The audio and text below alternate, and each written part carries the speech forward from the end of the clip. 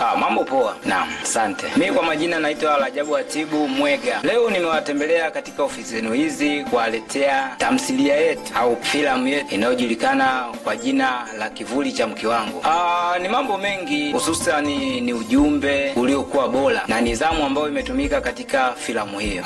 Kazi yetu punde tu itakuwa mtandaoni.